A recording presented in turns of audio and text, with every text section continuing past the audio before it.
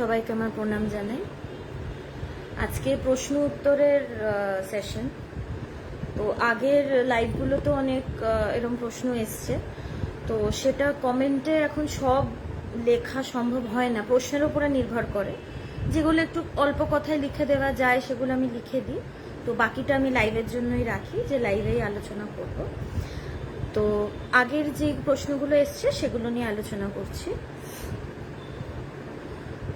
অজিত কুমার বাবু প্রশ্ন করেছেন, আমরা সাধারণত বলি তার আত্মা যেন শান্তি লাভ করে, কথাটি কি ঠিক? আত্মার কোনো সুখ দুঃখ আছে কি? এটা আগের দিনই এটা নিয়ে আলোচনা করছিলাম যে আত্মার কোনো সুখ দুঃখ নেই, কথাটা ভুল। আত্মার শান্তি, আত্মা তো শান্তির স্বরূপ, তার আলাদা করে শান্তির প্রয়োজন নেই। শান্তির প্রয়োজন মনের। আত্মার আদৌ কোনো সুখ দুঃখ নেই, সে সুখ দুঃখের পারে। আমি সুখ ভোগ করি কি দুঃখ ভোগ করি, এই দুটোই কিন্তু আমি আমার মনের দ্বারাই ভোগ করি। তো আত্মা তো মন, বুদ্ধি, চিত্ত, অহংকারের পারে, তো সুখ দুঃখ সেখান অবধি পৌঁছায় না। তো এটা আমরা জানি না বলে আমরা কথাটা বলে থাকি যে তার আত্মার শান্তি হোক, কিন্তু আত্মা শান্তি স্বরূপ, তারা আলাদা করে শান্ত হবার কিছু নেই। আচ্ছা, আগের দিন কাকাবাবু একটা বলেছিলেন যে ব্রহ্মবিজ্ঞানী শব্দটা তিনি প্রথম শুনলেন। আগের দিন ব্রহ্মজ্ঞান, ব্রহ্মবিজ্ঞান এগুলো নিয়ে কথা হচ্ছিল। এগুলো সবই অনুভবের গভীরতা, তারতম্য। তো ভগবানের একটা কথা আছে আমার গুরু, যে চিন্তা, মন স্থির হলে জ্ঞান, মন উড়ে গেলে বিজ্ঞান। তো এটা কার কিরকম জ্ঞান হচ্ছে সেটার ওপরে নির্ভর করছে। তো চিন্তা স্থির হওয়া, এটাকেই সমাধি বলে। সমাধি অবস্থা এটাকেই বলে যেখানে আমার চিন্তাগুলো স্থির হচ্ছে, তো সেটা জ্ঞান। কিন্তু চিন্তা স্থির হচ্ছে মানে আমার মনটা স্থির হচ্ছে, চিন্তার সমষ্টি তো মন, তো মনটা স্থির হচ্ছে, এটা জ্ঞান। কিন্তু বিজ্ঞান হচ্ছে যখন আমার মনটা পুরো লীন হয়ে যাচ্ছে। মন স্থির হওয়া আর মনের লীন হওয়ার মধ্যে তফাৎ আছে। মন যখন স্থির হচ্ছে সেটা কিছুক্ষণের জন্য থাকছে, তারপরে আবার আমি যখন সমাধি অবস্থা থেকে উঠে আসছি তখন আবার আমার মনে চিন্তার প্রবাহ আবার শুরু হচ্ছে। কিন্তু মন লীন হয়ে যাওয়া মানে সেটা মনে নাশ হওয়া। তো একবারে সে যখন নাশ হয়ে গেল তখন আর তার স্থিতি গতির কোনো ব্যাপার নেই। তো মন স্থির হওয়াটা জ্ঞান, মন উড়ে যাওয়াটা বিজ্ঞান, এটা ভগবান বলেছিলেন। তো আমাদের টার্গেট হচ্ছে বিজ্ঞান, মন যেন উড়ে যায়। কারণ মন যদি স্থির হলো সেটা কিছুক্ষণের জন্য হলো, সেটা আবার যে বললাম না, অবস্থা থেকে বেরিয়ে আসলে আবার তো আমার চিন্তা আসবে, আবার সে এক কামনা বাসনা, সেগুলো তো মনে থেকেই যাচ্ছে, সেগুলো তো চলে যাচ্ছে না, তো সেগুলো আবার আমাকে জ্বালাবে। তাই সমাধিটা আসল উদ্দেশ্য না, সমাধির ভেতরে যে জ্ঞানের প্রকাশ, যে আমি সেই ব্রহ্ম বা আত্মা, এইটা আসল। এবং আমার নিজের স্বরূপেই সেই মন গিয়ে লীন হয়ে যায়, সেটা একদম চিরতরের জন্য নাশ হয়। তো তখন আর সেই মনটা আমাকে জ্বালাতে পারে না। তো এটাই হচ্ছে ব্রহ্ম বিজ্ঞান, যেখানে মনটা একদমই নাশ হয়ে যাচ্ছে। Empty and zero, what is the difference? There is not a lot of difference between emptiness and zero. It's all the same. শূন্যতা বা শূন্যতাই তো ফাঁকা জিনিস বোঝায়। অনেক সময় ধ্যান করতে করতে মানে সে যতটা গভীরে যায় তখন অনুভব হয় কি যে একটা শূন্য অবস্থা, সেখানে কিছু নেই, ফাঁকা অবস্থা। কিন্তু শূন্য অবস্থা কিন্তু সবকিছু না। আমি যদি মনে করি শূন্যতাটাই ব্রহ্ম বা আত্মা, তা কিন্তু না। শূন্যতা আছে মানে শূন্যতাটা তো আছে, এবং শূন্যতাটা কেউ দেখছে, তো দ্রষ্টাটাকে ধরতে হবে। শূন্যতাটাও সর্বোচ্চ অবস্থা নয়, ব্রহ্ম শূন্য নয়। আমরা অনেকজন এরকম মনে করি যে ভেতরটা ফাঁকা হয়ে গেল মানেই সব হয়ে গেল, না। ফাঁকা আছে, ফাঁকা আছে, ফাঁকাটাও তো থাকা। ফাঁকা কিছু চিন্তা করব না, এটাও তো একটা চিন্তা, যে আমি কিছু চিন্তা করব না।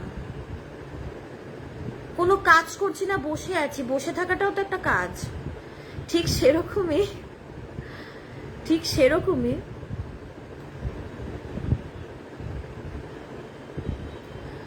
এখানে বলছে শূন্যতাও একটা থাকা, আর শূন্যতাটা আমার যে ভেতরটা শূন্য, এটা তো আমাকে কেউ একজন ধরিয়ে দিচ্ছে বা বলে দিচ্ছে। যে বলে দিচ্ছে তাকে ধরতে হবে।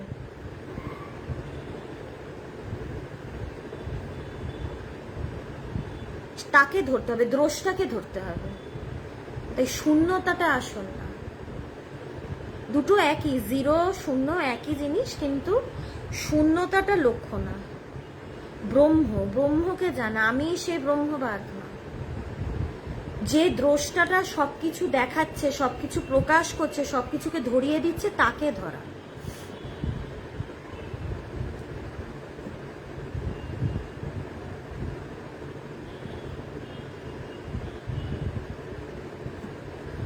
আচ্ছা, এবার পরের প্রশ্নগুলো দেখছি।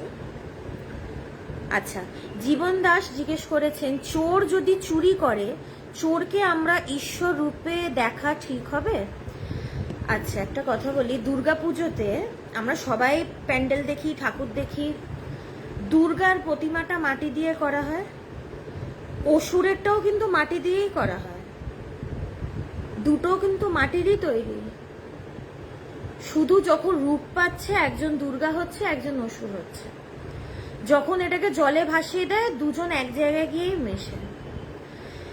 একজন এমনি মানুষ, সেও যেমনি স্বরূপত ব্রহ্ম, একজন চোরও স্বরূপত ব্রহ্ম, তার ভেতরেও ঈশ্বর আছে।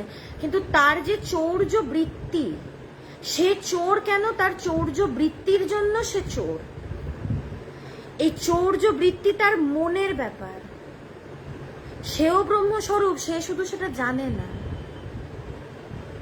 তার ঈশ্বরত্বটা, তার এই চৌর্য বৃত্তি, তার মনের জন্য ঢাকা পড়ে গেছে। ঢাকা পড়ে গেছে। ঈশ্বর সবার ভেতরেই, সবাইকে আমাকে ঈশ্বর রূপেই দেখতে হবে।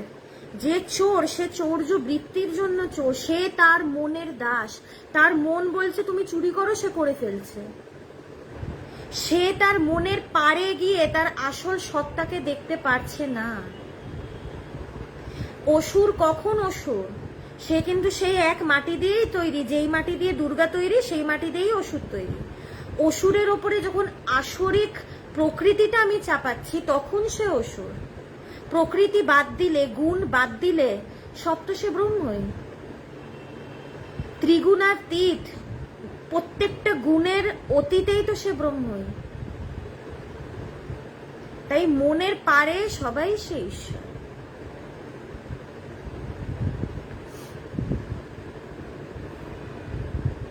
আমরা কি করি? আমরা মনের প্রকৃতিটাকে ধরি, তার মনের বৃত্তিগুলোকে ধরে বিচার করি যে ও চুরি করে, ও খারাপ লোক।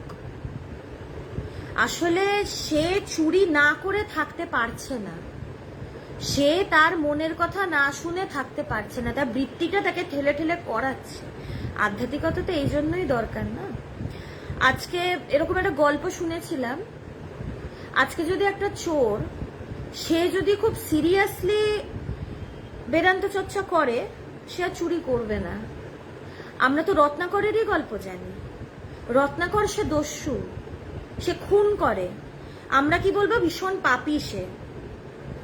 কিন্তু নারদ এসে তাকে বলছে যে তুমি যাও, গিয়ে তোমার বাড়ির লোককে জিজ্ঞেস করো, তুমি তো তোমার বাড়ির জন্যই ডাকাতি করছো, খুন করছো, তাদের থেকে চুরি করে তুমি বাড়িতে, এটাই তোমার ইনকাম, তোমার বাড়ির লোকজনকে ভালো রাখার জন্য তুমি এটা করছো, তো এটা তো পাপ কাজ। তো তুমি বাড়িতে গিয়ে জিজ্ঞেস করো যে আমি তো তোমাদের জন্য কাজটা করছি, তোমরা কি আমার এই পাপের ভার একটু বহন করবে? তুমি বাড়ির লোককে গিয়ে জিজ্ঞেস করো। তো প্রথমে বাবা মাকে জিজ্ঞেস করেছে যে বাবা মা, আমি তো এটা করছি, তো আমার এটা তো এমনি তো একটা পাপ, কিন্তু আমি এটা করছি তোমাদেরকে এ রাখার জন্য, আমার আর কোনো উপায় নেই, তো তুমি কি আমার পাপের ভার নেবে? তখন বাবা মা বলছে আমরা কেন নিতে যাব, তুমি করছো, তোমার পাপের ভার তুমি বইবে। তখন স্ত্রীকে বলছে তুমি তো আমার স্ত্রী, তুমি আমার পাপের ভার তো নিশ্চয়ই বইবে, আমি তো তোমার জন্যই এগুলো করছি। একজনের গলার থেকে হার ছিনিয়ে নিয়ে আমি তো তোমার গলাতেই পরাচ্ছি। তখন বলছে না, কাজটা তুমি করছো, তুমি ভোগ করবে। তখন রত্নাকর বুঝছে যে যাদের জন্য আমি করছি তারা কিন্তু আলটিমেটলি আমার পাশে নেই, তাদের শুধু ওই টাকা পয়সাটার দরকার, বাকি কি হচ্ছে না হচ্ছে স্বার্থ। এইটা বুঝেই সে নারদকে এসে বলল তাহলে আমি কি করব। তখন নারদ বলছে তুমি রাম নাম জপ করো। সে তো দস্যু, সে এত খুন করেছে, সে রাম নাম বলতেই পারছে না, রাম রাম বলতে গিয়ে তার মুখ থেকে মরা মরা বেরোচ্ছে, কিন্তু মরা মরা বলতে বলতেই একদিন তার মুখ থেকে রাম বেরিয়েছে। সে কিন্তু কি করেছে, খালি নারদের কথা শুনে সে চোখ বন্ধ করে বসে পড়েছে, নিষ্ঠা দিয়ে বসে পড়েছে, এবং রাম রাম করতে করতেই সেই রত্নাকর একসময় হয়েছে বাল্মীকি, তারপরে তার রামায়ণ রচনা। তাই চোর হোক সে যতই পাপী হোক, আধ্যাত্মিকতা সব করতে পারে, এটা তার ওপরে নির্ভর করে। এক সময় যেই মনটা তাকে দিয়ে খুন করাতো, ডাকাতি করাতো, সেই মনটাই কিন্তু রাম নাম করতে গিয়ে পাল্টে গিয়ে তাকে রত্নাকর থেকে বাল্মীকি করলো। আমরা অঙ্গুলিমালের গল্প জানি, তিনি আঙুল কেটে কেটে মালা লাগিয়ে তিনি ডাকাতি করতেন, মানে তাকে ভীষণ সবাই ভয় পেত, কিন্তু বুদ্ধর জবে থেকে তার বুদ্ধের সাথে দেখা, তিনি কিন্তু একদম পাল্টে গেলেন, তিনি সন্ন্যাস নিলেন। তো এখানে সে চুরি করুক যাই করুক, ভেতরে ঈশ্বর স্বরূপ সবাই, সে শুধু সেটা জানে না, তাকে শুধু ধরিয়ে দেওয়া।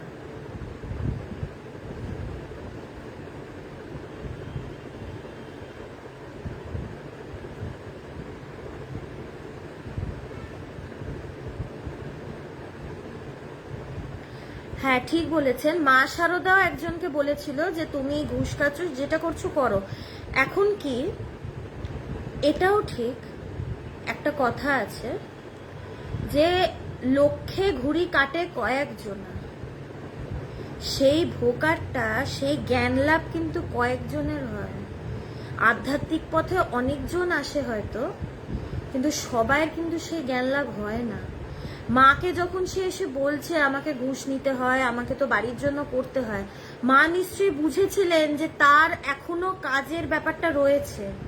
আধ্যাত্মিক পথে যদি আমি তাকে আসতে বলি, সে মন দিয়ে করতে পারবে না, তাই তাকে মা বলেছে যেটা করছো করো। তিনি তো মা, এটাই তো সৌন্দর্য না তাদের। এখানে কিন্তু চাপিয়ে দেওয়ার কিছু নেই।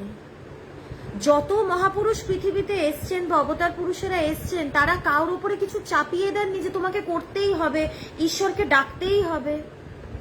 ঠাকুরের কাছে কতজন এসছে, ঠাকুর কিন্তু মানে তাদের মন বুঝে কথা বলেছে, সবাইকে কিন্তু সেই চরম ঈশ্বরের কথা বলেনি, যেটা স্বামীজি বা স্বামীজিদের সেই বয়সে যারা ছোট ছোট ছেলেরা ছিল তাদেরকে কিন্তু, মানে তাদের ছাড়া সবাইকে কিন্তু বলেনি। মন বুঝে, সংস্কার বুঝে, তাদের কামনা বাসনা দেখে তারা কারোর উপরে কিচ্ছু চাপায় না। মা হয়তো এই জন্যই বলেছিল তুমি যা করছো করো, কারণ মা হয়তো বুঝেছিলেন যে এখন যদি আমি তাকে ঈশ্বরের উপদেশ দিই, সে হয়তো সেটাকে গ্রহণ করতে পারবে না। তাই তার কামনা বাসনা একটু কমুক, তারপরে তার সময় হলে তাকে বলা যাবে।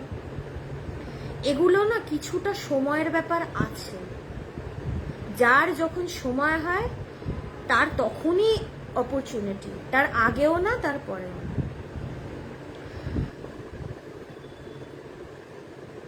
আচ্ছা, অজিত বাবু আরেকটা প্রশ্ন করেছেন, নির্বিকল্প সমাধি লাভের পর কি আবার সংসার ধর্ম পালন করা যায় সাধারণ সংসারের মতো? নির্বিকল্প সমাধির পরে সাধারণ সংসারের মতন সংসার করা যায় না, কারণ সংসার যে আমরা করছি, আমরা কিভাবে সংসার করছি? আমি জানি কি আমি কর্তা, আমি সংসার ধরে রেখেছি, আমি যদি না করি সংসার আমার চুলোয় লাটে উঠবে, আমি আছি, আমাকেই সংসার ধরে রাখতে হবে, না হলে হবে না, আমি না হলে কি হবে, আমি চলে গেলে কি হবে, এই চিন্তাগুলো তো আমাদের থাকে।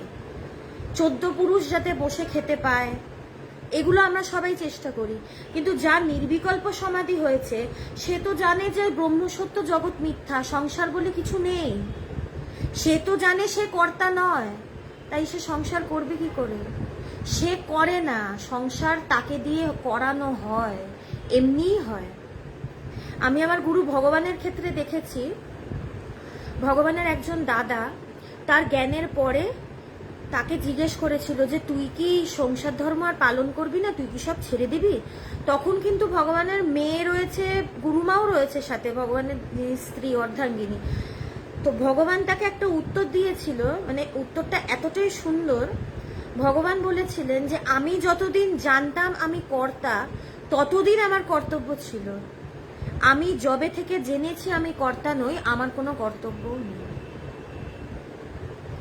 তো নির্বিকল্প সমাধি বা অনুভবের পরে কি হয়, তারা তো জানে যে ঈশ্বরই কর্তা। ঠাকুর বলছেন আমি তুমি যন্ত্রী আমি যন্ত্র, যেমন চালাও তেমনি চলি, যেমন বলাও তেমনি বলি। তো তাদের দ্বারা সংসার হয় না, তারা করে না, সংসারটা তাদের দিয়ে করানো হয়, সে ঈশ্বরই করিয়ে নেন।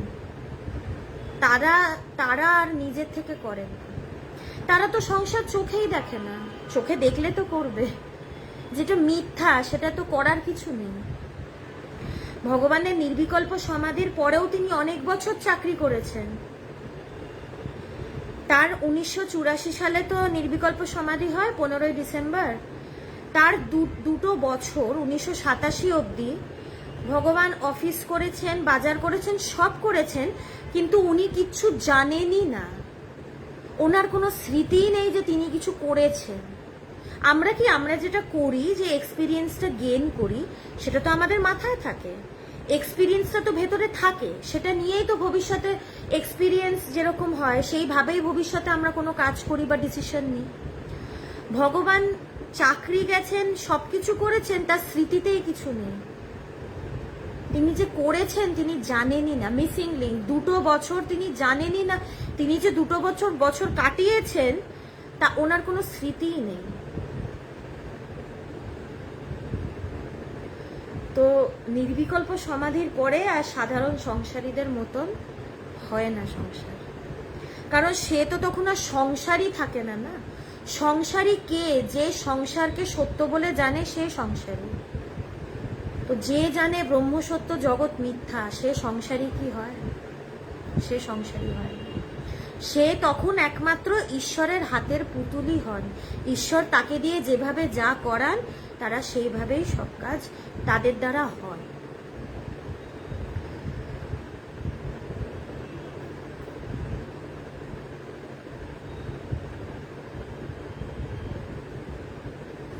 আচ্ছা, অভিষেক, তুমি যেটা জিজ্ঞেস করছো, নাম ধরেই বলছি, দাদা না ভাই আমি ঠিক বুঝতে পারছি না কি বলে বলবো, তো নাম ধরেই বললাম। সংসার কি শুধু পরিবার, চাকরি, দায়িত্ব, এটাই কি সংসার, নাকি এর বাইরে অন্য কিছু? সংসার বলতে আমার নিজের পরিবারের মানে বংশের বৃদ্ধি, চাকরি, আমার নিজের লোকেদেরকে ভালো রাখা, এবং সংসারে থেকে আমার যেটা কামনা বাসনা সেটা পূরণ করা। এর বাইরে তো সংসার কিছু না, এটাই সংসার। এবং এইটা করতে গিয়ে তো মানুষের এই অবস্থা। আশ্রমে তো কত মানুষ আসে, তারা একটা কথাই বলে, স্বামীজিদেরকে বলে, স্বামীজি বাবা সংসারের যা কষ্ট। সবাই কিন্তু আমরা জানি যে সংসারে কষ্ট, কিন্তু মহাপুরুষরা যখন বলছে যে সেটার প্রতি আসক্তি রেখো না, সেটাও আমরা করতে পারি না। সংসার তো এটার বাইরে কিছুই না। সন্তান উৎপাদন, নিজের ভোগ, কামনা বাসনা পূরণ করা, আর কিচ্ছু না। সংসার বলতে দুটোই বোঝায়, এর বাইরে কিছু না। কিন্তু যখন সেই সত্যের অনুভব হয় তখন বোঝা যায় যে সংসার বলে আদৌ কিছু নেই। শাস্ত্রে আছে না, বসুদেব কুটুম্বকম, তখন সে আর 4 জনের পরিবার দেখতে পারে না। তখন তো সে পুরো পৃথিবী তার পরিবার, সবাই তার আপন, তখন আর তার নিজের বলে কিছু থাকে না। আমার অহংকার থেকে, আমার কাঁচা আমির বোধ থেকে আমার ব্যাপারটা আসে, পজিটিভ। আমি আমার যে এটা, আমি কাঁচা আমি থেকে আমার। কিন্তু যে পাকা আমির খোঁজ পায়, যে জানে ব্রহ্ম ব্যতীত দ্বিতীয় বস্তু নেই, তার আমার বলে আর কিছু থাকে না। আমি আমারে তো দুইয়ের ব্যাপার না। যে জানে সে এক ব্রহ্মই আছে, সে খালি সেই আমিতেই থাকে, তার আমারে আর সে আসতে পারে না। পজিশন আর তার কিছু থাকে না। এই জন্য তার আসক্তিও নেই, কষ্টও নেই। আমার এই আমার বোধ থেকেই তো গন্ডগোল না, এই আমার থেকেই তো গন্ডগোল। আমার টাকা পয়সা, আমার পরিবার, এখানে হাত পড়লে বা এখানে কিছুটা গন্ডগোল হলেই ব্যাস আমি শেষ। আমার জিনিসগুলোর প্রতি তো আসক্তি। তো মহাপুরুষদের, তাদের আমার কিছু নেই, তাদের কষ্টও নেই, তারাই তো দিব্যি আছে। আচ্ছা হ্যাঁ অভিষেক, তুমি খুব ভালো প্রশ্ন করেছো। আশ্রমও কি সংসার নয়? আশ্রমে যারা থাকে, যারা সংগঠন করছেন, অবশ্যই তাদের অনেক, হ্যাঁ একটা দিক থেকে বলা যেতে পারে, আমি এটা অনেকবার লাইভে বলেছি, আরেকবার বলছি, যে বশিষ্ঠ মুনি কিন্তু রামকে বলেছিল যে সংসার কোথায় নেই, সংসার সব জায়গায় আছে। কিন্তু সংসারী কারা? যারা সংসারে থাকে আর যাদের মধ্যে সংসার থাকে। সে সংসারে আছে এবং তার মনের ভেতরেও সংসার আছে, দুজন দুজনের ভেতরে রয়েছে। কিন্তু আশ্রমে যারা মহারাজরা রয়েছেন, তারাও সংসারে আছে। এত মানুষের সাথে কথোপকথন, তাদের সাথে বিভিন্ন কাজ, এগুলো তো একদিকে সংসারেরই কাজ, অনেক মানুষের করা। কিন্তু তাদের ভেতরে সংসার নেই, তাই তারা সংসারই নয়। আর যেহেতু তারা সংসারই নয়, তাদের ব্যাপারটাকে পুরোটা সংসার বলাও যায় না। তারা তো মানুষকে সংসার থেকে একটু রেহাই দেওয়ার জন্যই কাজ করছে। তারা সংসারে যে ঢুকেছে আপাত দৃষ্টিতে, মানুষকে সেখান থেকে একটু বিরতি দেওয়ার জন্য। তাই সেটাকে পুরোপুরি সংসার বলাও যায় না।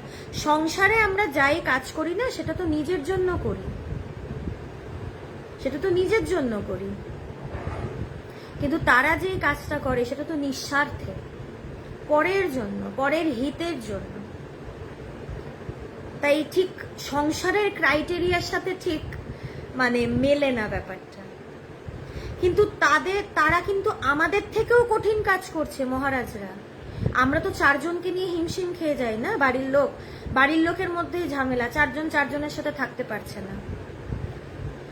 কিন্তু তারা এত মানুষের সাথে যোগাযোগ, কথা বলা, তাদের কাজ আরো কঠিন, কিন্তু তারা খুব সুন্দরভাবে কাজটা করছে।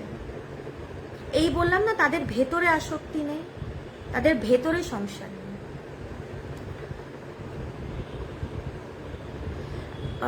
আচ্ছা শান্তনু বাবু, ভগবান কি রামকৃষ্ণ মিশনের দীক্ষিত? না, পরম্পরাটা আমাদের মায়ের। মা শারদার শিষ্য ছিলেন স্বামী কৃষ্ণানন্দ মহারাজ, ওনার দীক্ষিত শিষ্য। স্বামী কৃষ্ণানন্দ মহারাজের শিষ্য ছিলেন স্বামী পবিত্রানন্দ মহারাজ, এবং পবিত্রানন্দজি মহারাজের শিষ্য হচ্ছেন ভগবান। তো তিনি ঠিক রামকৃষ্ণ মিশন থেকে দীক্ষা নেননি, কারণ স্বামী পবিত্রানন্দজি রামকৃষ্ণ মিশনে ছিলেন না। এবং কৃষ্ণানন্দ মহারাজ তিনিও বেলুর মঠ থেকে বেরিয়ে গিয়ে সাধনা করেছিলেন, তারপরে তিনি নিজের মতন করে মানুষের সাথে কথা বলেছেন। তো তারা কেউই রামকৃষ্ণ মিশনের সাথে যুক্ত ছিলেন না ডাইরেক্টলি। তো ভগবানও ঠিক রামকৃষ্ণ মিশনের থেকে দীক্ষা নেননি। এবং আমাদের যে বেদান্ত সোসাইটি, একজন মনে জিজ্ঞেস করছিল আপনার গুরুর নাম কি। আমার গুরুকে আমি ভগবান বলেই ডাকি। তো আমাদের বেদান্ত সোসাইটিও রামকৃষ্ণ মিশনের সাথে যুক্ত নয়, এটা সম্পূর্ণ একটা স্বাধীন আলাদা সংগঠন।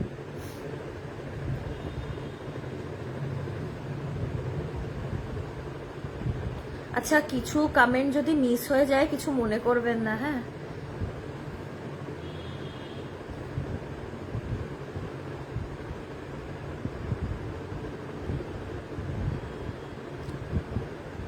সংসার নিয়ে অনেক প্রশ্ন আসছে, স্বাভাবিক, আমরা সবাই তো রয়েছি, প্রশ্ন তো আসাই স্বাভাবিক। আচ্ছা, নির্মল বাবু জিজ্ঞেস করছেন, সংসারে তো সবাই আছি, স্বামীজি ব্রহ্মচারী ছাড়া বিয়ে করেননি, তারা কি সংসারে নেই? স্বামীজি ব্রহ্মচারী যারা বিয়ে করেননি, আচ্ছা, ওই যে যেটা একটু আগে বললাম না, যে সংসার বলতে অনেকটা কামনা বাসনা পূরণ, হ্যাঁ, তারপরে নিজের স্বার্থ, নিজের কামনা বাসনা পূর্তি, নিজের স্বার্থ, আমি আমার, এইটা নিয়ে সংসার। আমি এবং আমার যা যা আছে, আমার পরিবার, আমার বাড়ি, আমার গাড়ি, আমার সম্পত্তি, আমি আমার নিয়ে সংসার। কিন্তু যারা সন্ন্যাসী, স্বামীজি ব্রহ্মচারী, তাদের আমি আমার বলে তো কিছু নেই। তারা তো সব ত্যাগই করেছে। তারা মানুষের জন্য খালি কাজ করছে, পরোপকার, পরের হিতের জন্য। তাদের আমি আমার বলে কিছু নেই।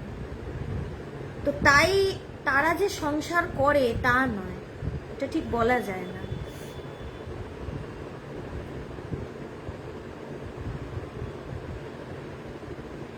কিন্তু আরেকটা কথা বলি, আমাদের যে প্রাচীন সিস্টেম ছিল বৈদিক যুগে, সেখানে যে চতুর আশ্রম, সেখানে একটা আশ্রম কিন্তু গারস্থ আশ্রম ছিল। কিন্তু কি গারস্থ আশ্রম যে তারা পালন করত, তারা শুধু পালন করত বংশ বৃদ্ধি হবে, তাদের ছেলে মেয়ে মানুষ হয়ে যাবে, তারপরেই কিন্তু তারা বানপ্রস্থে চলে যেত। তারা কিন্তু জানতো যে গারস্থ আশ্রমটা সবকিছু না। কারণ সেই সময় গুরুকুলে তারা অপরাবিদ্যা পরাবিদ্যা দুটোই লাভ করতেন, এবং সেই সময় যদি যার ভেতরে বৈরাগ্য থাকতো, সে ব্রহ্মচর্যের পরে গারস্থ আশ্রম ছেড়ে কিন্তু ডাইরেক্ট সে বানপ্রস্থে চলে যেত। তাদের গারস্থ আশ্রমটা একদমই অপশনাল ছিল, গারস্থের পরেই ছিল বানপ্রস্থ, এবং তারা সেখানে সবাই চলে যেত। কিন্তু আমাদের কাছে কি সংসারটাই সত্য হয়ে উঠেছে, সেই সময় যে সিস্টেম ছিল সেটা তো এখন আর নেই না। সেটা থাকলে ভালো হতো, কিন্তু দুর্ভাগ্যবশত এখন সেটা নেই, কিছু করার নেই।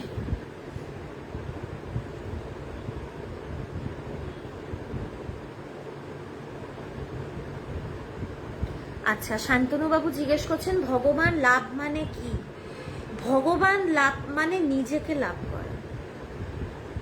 এখানে ঈশ্বর বলতে আলাদা কিছু কিন্তু নেই।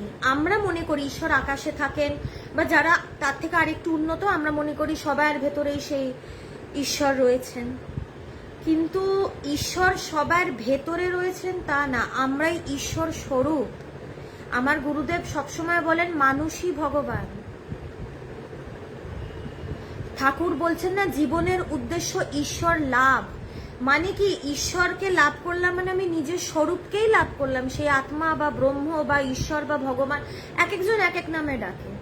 এই ভগবান লাভ করা মানে নিজের আসল স্বরূপকে লাভ করা, নিজের আসল পরিচয়টাকে জানা।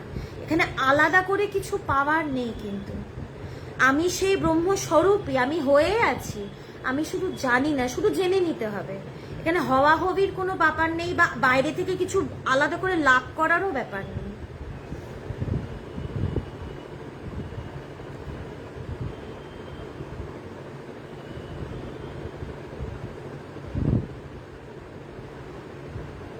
হ্যাঁ হ্যাঁ, মেঘলা ভট্টাচার্য, হ্যাঁ একদমই ঠিক বলেছেন। আমি তো এটা বারবারই বলি যে আমাদের থেকে মহারাজরা যা করেন অনেক বেশি কঠিন। একটু আগে বললাম না, আমরা 4 জনকে নিয়ে থাকতে পারি না, তারা 400 লোককে নিয়ে থাকে। তো আপাত দৃষ্টিতে সেটা কিন্তু সংসারই বোঝায়, যে এতজন কর্ম করছেন, কথা বলছেন, কিন্তু আবার সংসার বোঝায়, আবার সংসার বোঝায়ও না। একটু আগে বললাম না, আমি আমার নিয়ে সংসার, কিন্তু তাদের তো আমি আমার ব্যাপারটা নেই। তাই তারা সংসার ঠিক করেন না, তারা করেন না, তাদের ভেতরে সেই ব্যাপারটা নেই। বাইরে থেকে আমাদের দেখলে মনে হবে সেটা সংসারী, কিন্তু তাদের ভেতরে সংসারের কোনো ব্যাপার নেই। তারা সংসারী তো নন না, এই জন্য তো তারা মহারাজ, সন্ন্যাসী।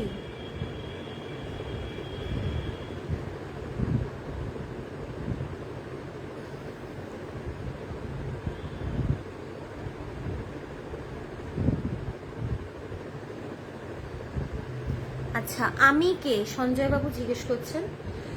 আমি আমি সেই ব্রহ্ম বা আত্মা। আহম ব্রহ্মাস্মি, আয়মাত্মা ব্রহ্ম, প্রজ্ঞানম ব্রহ্ম। এইগুলো আমাদের শাস্ত্রের মহাবাক্য। 4টে মহাবাক্য আছে। আমি সেই ব্রহ্ম বা আত্মা, এটাই আমার আসল স্বরূপ। আমি এই শরীর নই, আমি এই মন নই, আমি এই বুদ্ধি নই, আমি এই চিত্ত নই, আমি এই অহংকার নই, আমি সেই ব্রহ্ম বা আত্মা। এটা অনুভব না করলে বোঝার উপায় নেই। সংসার ধর্ম বড় ধর্ম কেন বলে?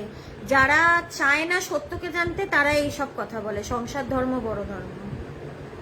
এই ধর্ম পালন করে ধর্ম কোনটা? আগে এইটা বুঝতে হবে ধর্ম কি। আমরা ধর্মের ব্যাপারে কিচ্ছু জানি না।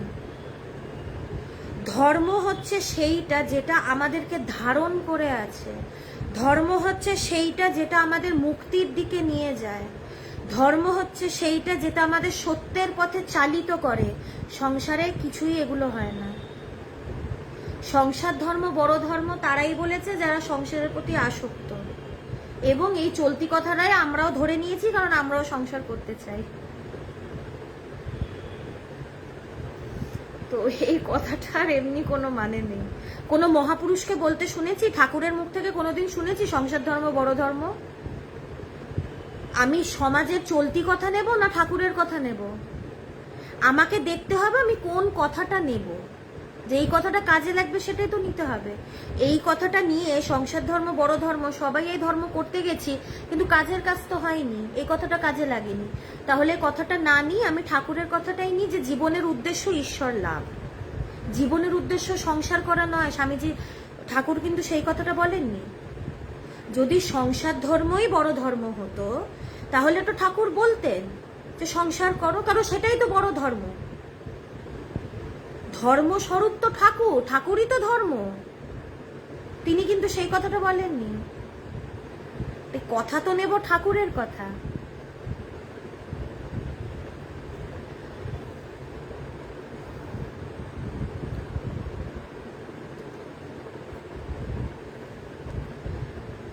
আচ্ছা, এবার একটু আগে যে প্রশ্নগুলো এসছে সেগুলোতে একটু ফিরে যাচ্ছি। আচ্ছা, প্রসেনজিৎ বাবু প্রশ্ন করেছিলেন অন্তর্মুখীন কিভাবে হব একটু বলবেন। অন্তর্মুখীন হওয়ার জন্য আমাকে বেদান্ত চর্চা করতে হবে, আধ্যাত্মিকতা চর্চা করতে হবে, না হলে অন্তর্মুখীন হওয়া সম্ভব না। প্রথমে তো জানতে হবে অন্তর্মুখীন কেন হব। হঠাৎ করে অন্তর্মুখীন হওয়ার কি আছে? অন্তর্মুখীন এই কারণেই হব কারণ এখন আমাদের মনটা বহির্মুখীন মানে কি? আমার মনটা জগতের দিকে।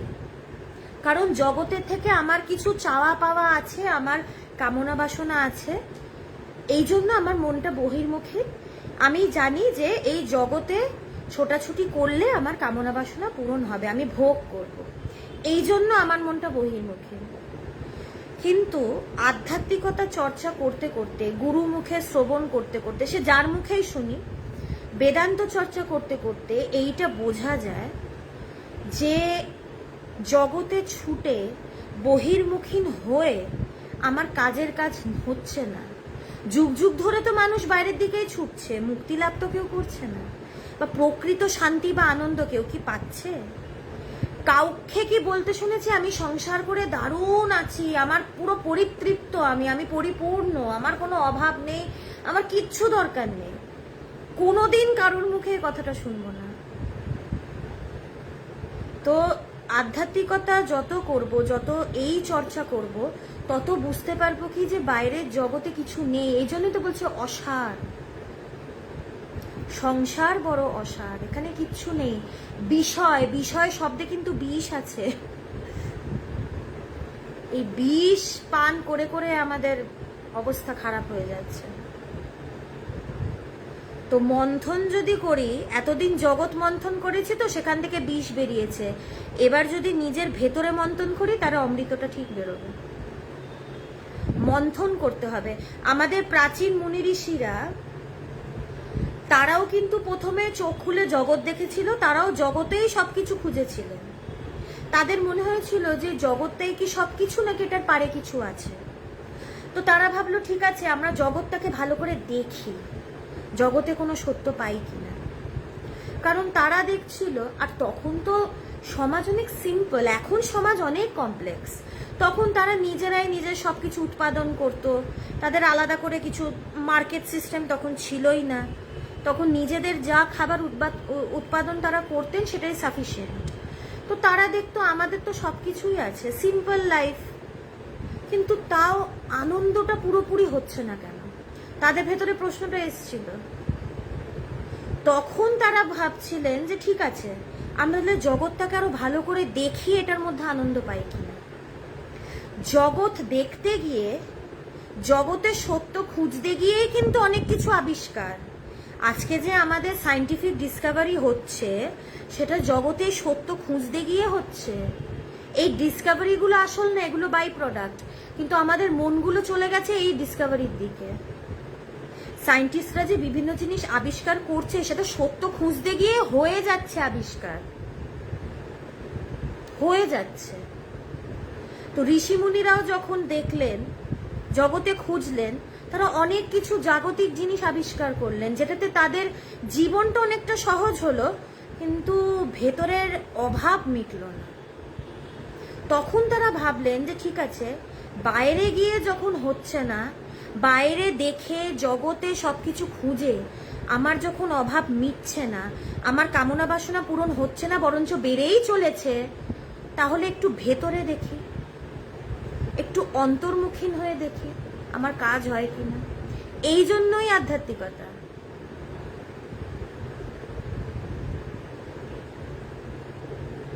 এই জন্যই তো আধ্যাত্মিকতা, এই রাস্তাটা দেখিয়ে দেওয়া। এই জন্যই তো মহাপুরুষরা যুগ যুগ ধরে আসেন, অবতাররা যুগ যুগ ধরে অবতরণ করেন, এইটাই মনে করিয়ে দেওয়ার জন্য যে বাইরে খুঁজে পাবে না। ঋষিমুনিরাও চেষ্টা করেছিল, পায়নি। তারপরে যখন তারা ভেতরে খুঁজলেন, তখন তারা সেই সত্যটাকে পেলেন, সেই মন বুদ্ধি চিত্ত অহংকারের পারে। তখনই তো বললেন, শ্রীনান্ত্ব বিশ্বে অমৃতস্য পুত্রা, হে শোনো বিশ্ববাসী, তুমি সেই অমৃতের পুত্র। তখনই তো এই ঘোষণা তাদের ভেতর থেকে বেরিয়ে এলো। তো এই জন্যই অন্তর্মুখীন হওয়া, তাই অন্তর্মুখীন হওয়ার জন্য এই বেদান্ত চলছে। আধ্যাত্মিকতা, এটা ছাড়া উপায় নেই। করতে করতে করতে করতে আস্তে আস্তে মনটা ভেতরে যেতে থাকবে। আমি যত বুঝবো সত্য কি, তত আমার মন ভেতরে যাবে, এবং ভেতরে যেতে যেতে যেতে যেতে এক সময় মনটাকে খুঁজে পাবো না, সে এক সময় সেই সত্যে, সেই ব্রহ্ম বা আত্মায় লীন হবে। অন্তর্মুখীন হওয়ার এই একমাত্রই উপায়। বিজ্ঞান আর আধ্যাত্মিকতা কিন্তু একই জিনিস। পার্থক্যটা হচ্ছে বিজ্ঞান সত্যকে বাইরে খুঁজছে, আর আধ্যাত্মিকতা সত্যকে ভেতরে খুঁজে সত্যটাকে পেয়ে গেছে, অলরেডি ডিক্লেয়ার্ড। কিন্তু বিজ্ঞান সেটা বাইরে জগতে খুঁজছে, আর এখনো সেটাকে পায়নি, মানে on the way, progress is on, men at work. এই জন্যই কিছু আবিষ্কার, এই যে কিছু বছর হয়েছে নিশ্চয়ই, একটা কিছু পেলো, নাম দিল গডস পার্টিকেল। সায়েন্টিস্টরাও কিন্তু একটাই তাদের প্রশ্ন, এই সৃষ্টি হলো কোথা থেকে?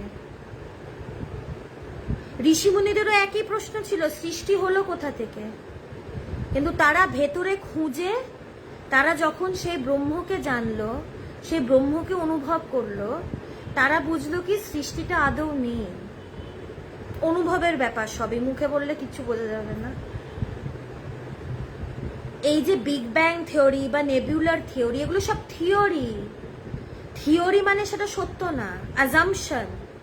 একটা ব্যাং হলো, তারপরে একটা ছোট্ট হোল ছিল, সেখান থেকে বেরিয়ে হলো। ব্যাংটাই বা হলো কেন?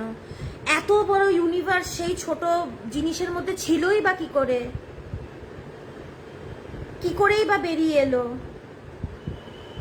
যারা বড় বড় বৈজ্ঞানিক না, Albert Einstein, Nikola Tesla, Newton, যারা মননশীল, তারা কিন্তু অনেকটা সত্যের কাছাকাছি যায়। আইনস্টাইন কিন্তু বলে গেছিলেন যে এই সৃষ্টি যেরকম, এইটার একটা স্রষ্টা থাকতেই লাগে, একটা স্রষ্টা থাকতেই লাগে, না হলে সম্ভব না। নিকোলা টেসলা বলে গেছিলেন যে আমাদের এই পৃথিবী তো একটা ক্যালকুলেশনে চলছে না। এই যে সেন্ট্রিপিটাল ফোর্স, সেন্ট্রিফিউগাল ফোর্স, আমাদের গ্র্যাভিটেশনাল ফোর্স, এটা প্রত্যেকটা তো একটা মাত্রায় রয়েছে। আজকে ভাবুন না, যদি গ্র্যাভিটি ভীষণ বেড়ে যায় তাহলে তো আমরা মাটির তলায় চলে যাব, বা গ্র্যাভিটি যদি কমে যায় তাহলে তো আকাশে উড়ব। অনন্তকাল ধরে একটা পয়েন্টেই এটা মেনটেন রয়েছে। সেন্ট্রিপিটাল ফোর্স, সেন্ট্রিফিউগাল ফোর্স, একটু যদি ডিসব্যালেন্স হয় আর্থ তো ছিটকে চলে যাবে স্পেসে। এত অনন্তকাল ধরে এইভাবে যে মেনটেন হচ্ছে। নিকোলা টেসলা বলে গেছিলেন, তিনি কিন্তু বৈজ্ঞানিক ছিলেন, তিনি বলে গেছিলেন একটা সুপার পাওয়ারকে থাকতেই লাগে, কিছু একটা আছে। তারা যেহেতু মননশীল ছিলেন, তারা এটা ধরতে পেরেছিলেন কিছু একটা আছে। তাই মননশীল, যত অন্তর্মুখী হব না তত মননশীল মানে বিচার, আধ্যাত্মিকতায় বিচার একটা বিরাট ভূমিকা পালন করে। বিচার করতে হবে। তারা মননশীল ছিলেন, তারা হয়তো কিছুটা গভীরে গেছিলেন, কিন্তু পুরোটা তারা জানতে পারেননি, পুরোটা তারা জানতে পারেননি। তাই বিজ্ঞান যা খুঁজছে, আধ্যাত্মিকতা অনেক বছর আগে সেটার উত্তর অলরেডি দিয়ে দিয়েছে। বিজ্ঞান যদি কোনোদিন সত্যকে খুঁজতে পারে তাহলে সেই একই জায়গায় আসবে, ব্রহ্ম সত্য জগৎ মিথ্যা, ব্রহ্ম ব্যতীত দ্বিতীয় বস্তু। এখন আমি কোথায় খুঁজবো এটা আমার ব্যাপার। আমি যদি চাই একটু তাড়াতাড়ি খুঁজতে, তাহলে আমাকে অন্তর্মুখীন হতে হবে। আর যদি একটু হেলতে দুলতে খুঁজতে চাই তাহলে বহির্মুখীন, যেখানে সমাধান হবে কিনা কোনো গ্যারেন্টি নেই। কিন্তু আচ্ছা, জীবনবাবু প্রশ্ন করছেন, রামকৃষ্ণ পরমহংস বিবাহিত ছিলেন, তিনি কি সুখী হননি? তিনি বিবাহিত ছিলেন, কিন্তু তিনি কি সংসার করেছেন?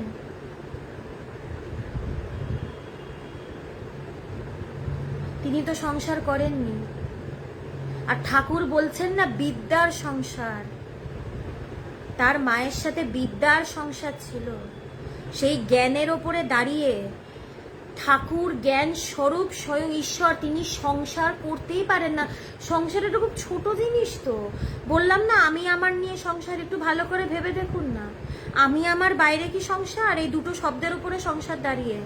ঠাকুরের আমিই বা কি আর আমারই বা কি? তিনি সংসার করেননি তো। এই জন্যই তো ওই কথা, তুই মা বলছেন তুই তো শতমুখে খাচ্ছিস। তারপর মাকেও তো বললো তুমি তো সবার মা, তুমি তো পুরো পৃথিবীর মা। তাই আলাদা করে তাদের সংসার করার প্রয়োজন হয়নি। যেই সংসারে এখন একটা শব্দ তো প্রয়োগ করতে হবে, তো বিবাহ হয়েছে তো আমরা সেটাকে সংসার বলি। যেই সংসার জ্ঞানের উপরে দাঁড়িয়ে, সেটা সংসার বলা যায় না, বিদ্যার সংসার হয় সেটা। সেখানে কোনো স্বার্থ থাকে না, সেই জ্ঞান ছাড়া সেখানে কিচ্ছু থাকে না।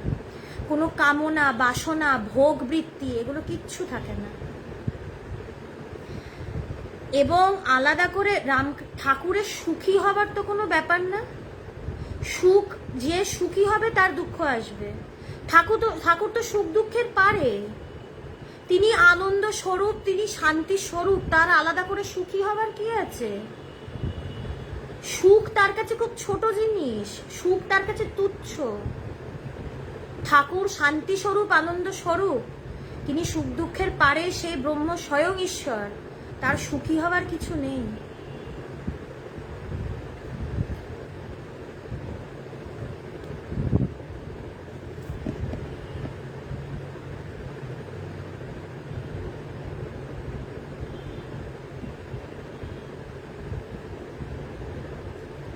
আচ্ছা, জীবনবাবুই আবার প্রশ্ন করেছিলেন ব্রহ্ম আসলে কি?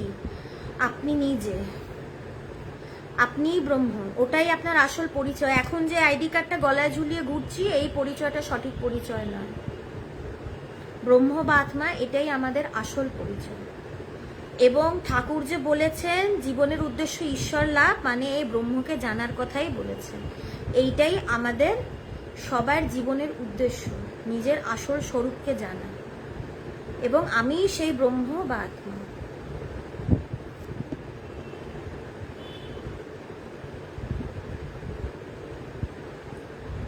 আচ্ছা, শান্তনুবাবু জিজ্ঞেস করেছেন এক নাগারে কতক্ষণ ধ্যান করা উচিত। আচ্ছা, খুব ভালো প্রশ্ন, কারণ কিছু বেসিক্স এগুলো বলে দেওয়া দরকার, নাহলে খুব গন্ডগোল হয়। আমি যদি বিগিনার হই মেডিটেশনে, সবে শুরু করেছি, আমি যেন আস্তে আস্তে করি। প্রথম দিনেই 1 ঘন্টা বসে পড়লাম, এটা কিন্তু বিপজ্জনক। আস্তে আস্তে বাড়াতে হয়। 5 মিনিট, তারপরের দিন 10 মিনিট, তারপরের দিন 15 মিনিট, তারপরের দিন 20 মিনিট, আস্তে আস্তে বাড়াতে হয়। আর ধ্যানটা না, এটা যার যার তার, যে যতক্ষণ করতে পারে সে তত। এখানে কোনো সময়ের ব্যাপার নেই যে 5 মিনিটের বেশি করা যাবে না বা আধ ঘন্টাই করতে হবে, এরকম না।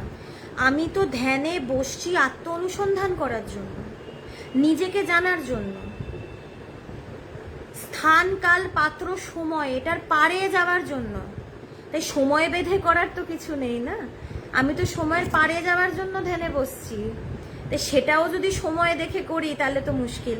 কিন্তু আস্তে আস্তে বাড়াতে হয়। শুরুতেই একবারে অনেক অনেক করে ফেললাম তা না, ব্যালেন্স করে করে করতে হয়।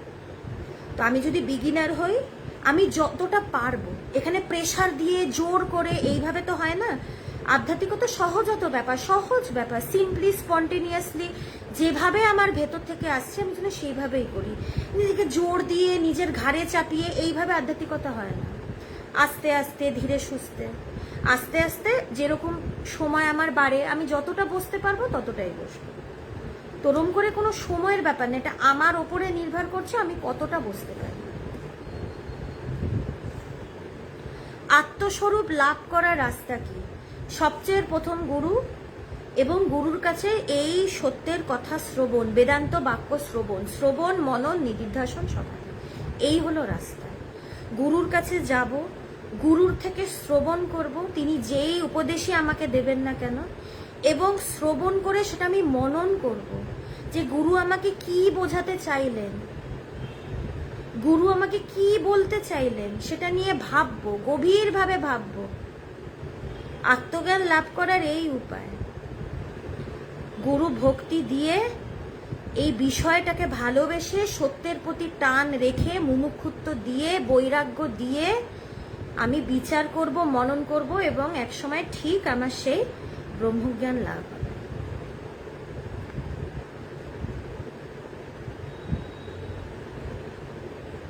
আচ্ছা দেবাশিস বাবু, আপনি যেই কথাটা বলছেন ধ্যান আবার করা যায়, ধ্যান হয়, এটা কিন্তু অনেক উঁচু কথা। আমি যদি একজন বিগিনারকে এই কথাটা বলি, এটা কিন্তু সে পারবে না।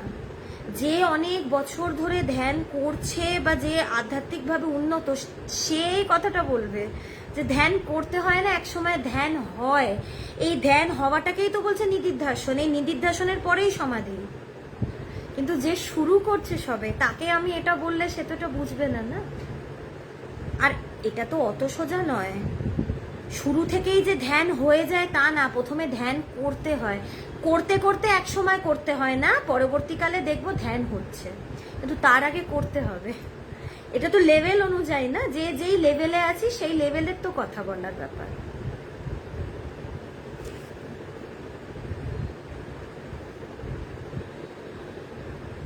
আমার না এই লাইভে আমি অনেক কিছু শিখি। কেন বলছি, এখানে মানে অনেকজন এত সুন্দর সুন্দর কমেন্ট করেন, এত সুন্দর সুন্দর কোটেশন করেন।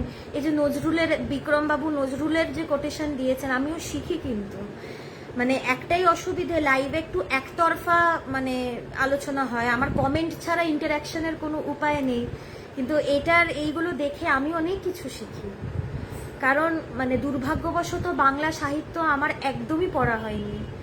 তো এটা খুবই আমার দুঃখের ব্যাপার। তাই এখানে যখন কেউ কিছু কথা লেখে আমি সেগুলো শিখতে পারি। তাই অনেক অনেক ধন্যবাদ, আপনারা এত সুন্দর সুন্দর কমেন্ট করে, আমার পড়তে খুব ভালো লাগে, আমিও শিখি আপনাদের থেকে। এখানে যে শুধু আপনারা প্রশ্ন করছে আমি উত্তর দিচ্ছি তা না, এখানে mutual learning. Thank you very much.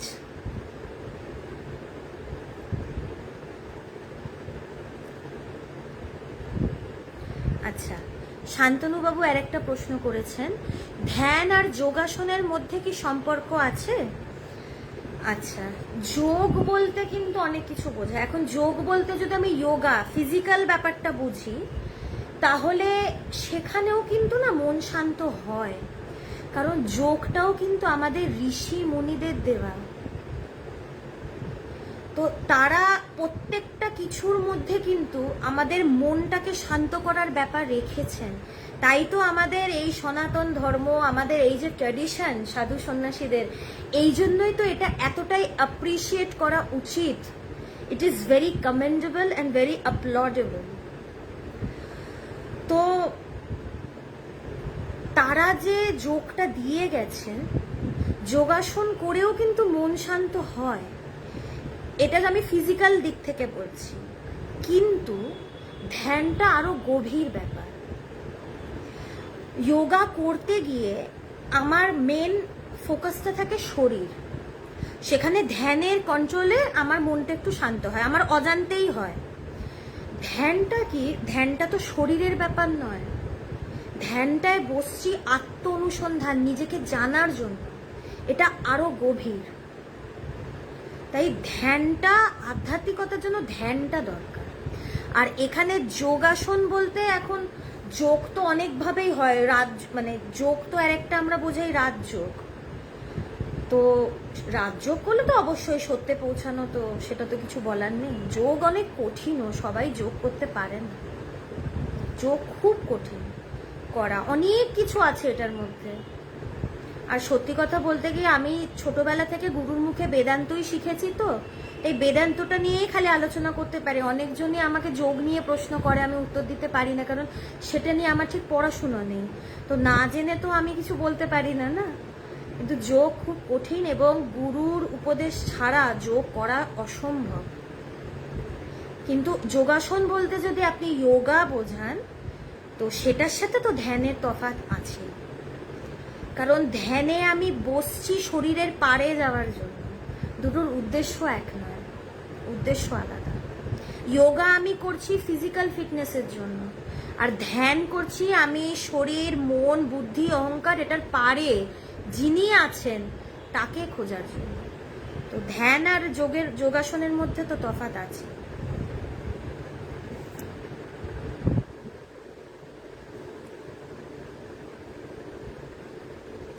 আচ্ছা, শেখর চক্রবর্তী প্রশ্ন করছেন, ভ্রু মধ্যে ধ্যান ছাড়া হৃদয়ের মধ্যে কিভাবে ধ্যান করতে হয়? ধ্যানের একটা খুব বেসিক নিয়ম। হ্যাঁ, রুমি সরকার, আপনি এইটা কমেন্টটা আগেও করেছেন না? আই এম ভেরি সরি, আমি মিস করে গেছি। ধ্যানের সময় পাখি না পাখির চোখের দিকে মন দিতে হয়? অবশ্যই পাখির চোখ। তীরটা মারতে হবে তো পাখির চোখে। দ্রোণাচার্য তো এই জন্যই অর্জুন ছাড়া কাউকে তীর ছুটতে দেননি, কারণ অন্যরা গাছ দেখেছে, পাতা দেখেছে, আকাশ দেখেছে, পাখি দেখেছে। পাখির চোখ দেখতে হবে, কারণ সেখানে তীরটা মারতে হবে। পাখি দেখলে হবে না, তার চোখ দেখতে হবে। কারণ পাখি দেখলে পাখির পা দেখবো, ডানা দেখবো, ঠোঁট দেখবো, সেটাতে কাজ হবে না, চোখটাই দেখতে হবে। পাখির চোখ, এটাই হচ্ছে ফোকাস। যাক, আপনি থ্যাংক ইউ, আপনি আবার কমেন্টটা করলেন, আমি দেখে আলোচনাটা এই করলাম। তো যেটা বলছিলাম, শেখর বাবুর যে প্রশ্ন, ধ্যানের একটা খুব বেসিক নিয়ম আছে। এটা আমরাও সবসময় মানে শুনেছি, স্বামীজিরা আমাদেরকে অনেকবার এটা মানে সাবধান করেছে। আমাদের না ভুরুর মধ্যে খুব সহজভাবে ধ্যান হয়, ইজিলি, এখানে চট করে মনটা চলে আসে। কিন্তু শুরুতে যদি আমি এইখানে ধ্যান করি, প্রচন্ড মাথা ব্যথা হবে, আর এটার খুব বাজে সাইড এফেক্টও হয়। কারণ এখানে যারা শুরু থেকে ফোকাস দিয়ে করতে যায়, মানে অনেক মানে খারাপ জিনিসও হতে পারে, মাথার একটু গন্ডগোলও হতে পারে, প্রচন্ড মাথা ব্যথা হবে। হ্যাঁ, যে এখন অনেক বছর ধরে ধ্যান করছে সেটা আলাদা ব্যাপার, সেটা তার অভ্যাস। শুরুতেই এটা করতে নেই, শুরুতে হৃদয়ে ধ্যান করতে হয়।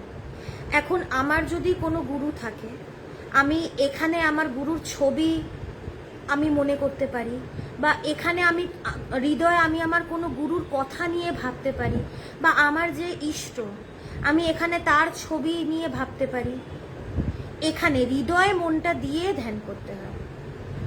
এখন আমাদের কি অবলম্বন থাকলে সুবিধে, আমাদের মন সবসময় একটা অবলম্বন চায়, তো এই জন্যই বললাম ইষ্টের চিন্তা করা, গুরুর চিন্তা করা, বা গুরুর কোনো কথা বা কোনো বেদান্তের কথা সেটা নিয়ে আমি বিচার করলাম, এইভাবে হৃদয়ে ধ্যান করতে হয়। এখানে একটা ছবি মনে করে সেইখানে মনটা দিতে হয়। আমি চোখ বন্ধ করে আমি যদি কৃষ্ণের ভক্ত হই, আমি যদি মাধবের ভক্ত হই, তখন আমি হৃদয়ের মধ্যে আমি মাধবের একটা ছবি ভাববো, ভেবে আমি মাধবের সেই ছবিটার ওপরেই মন রাখার চেষ্টা করব। এইভাবে হৃদয় ধ্যান করতে হয়।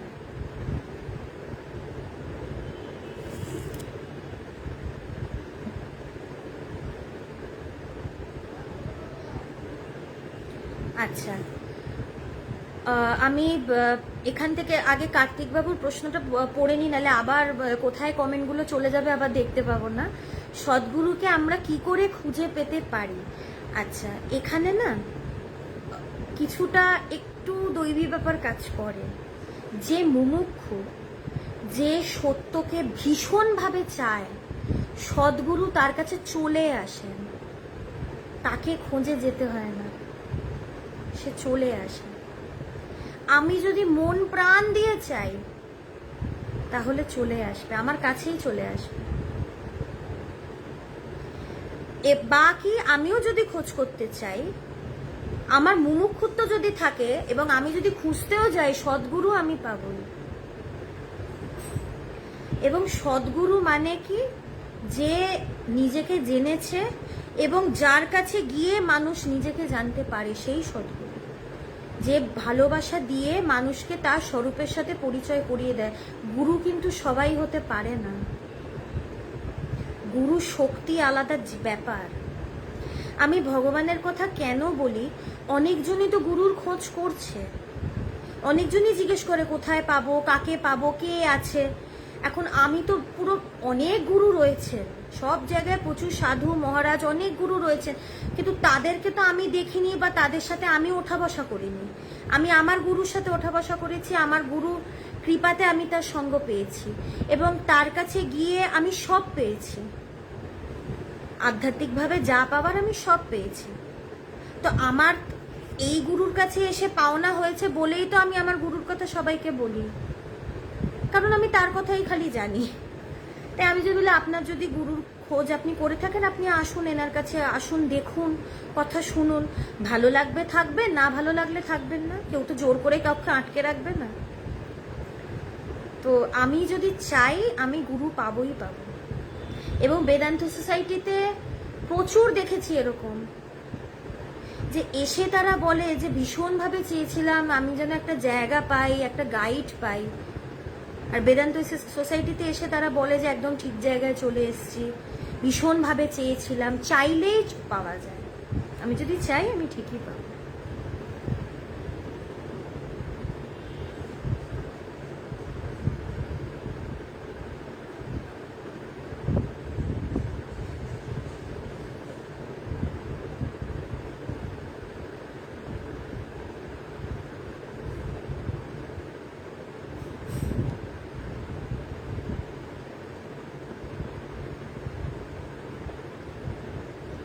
এখানে স্ক্রোল করতে যে কেন প্রবলেম হয় আমি ঠিক বুঝতে পারি না।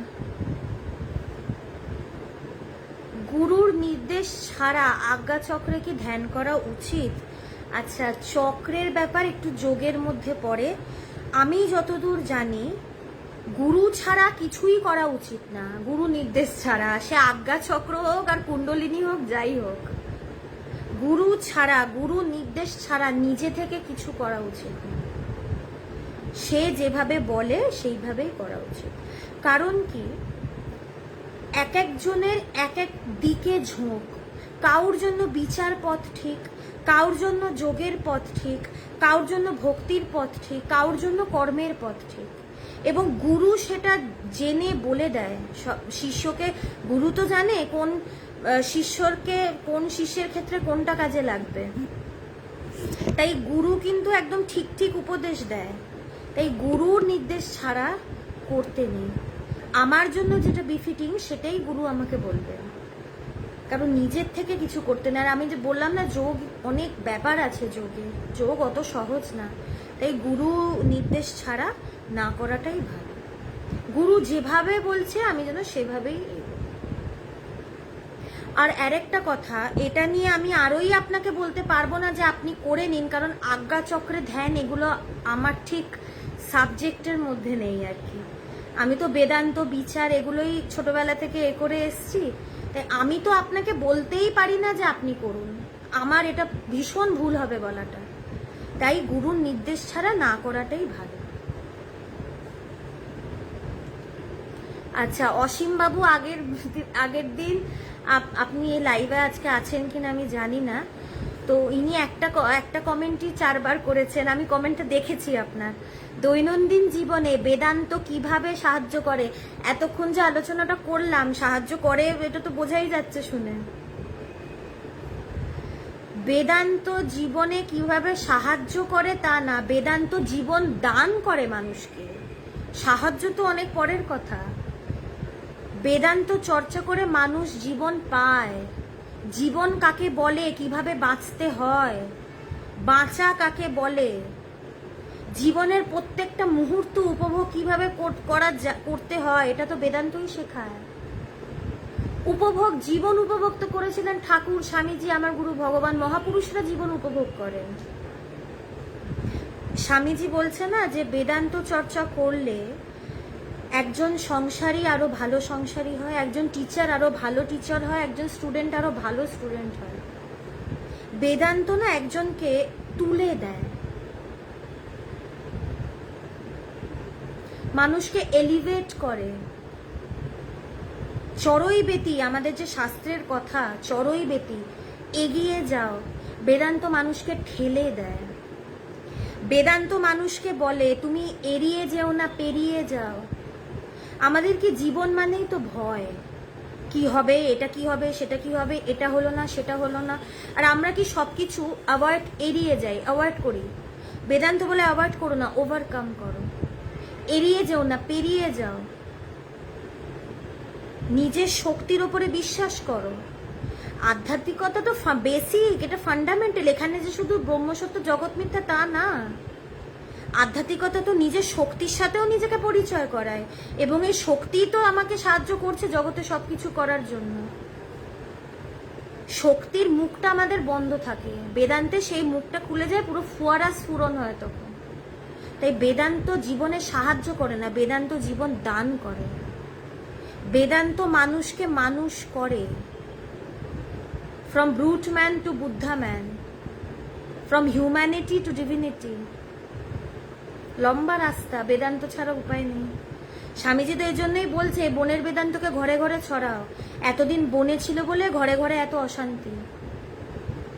এই জন্য তো স্বামীজি বলেছিলেন ভবিষ্যতের ধর্ম বেদান্ত, বেদান্ত ছাড়া উপায় নেই।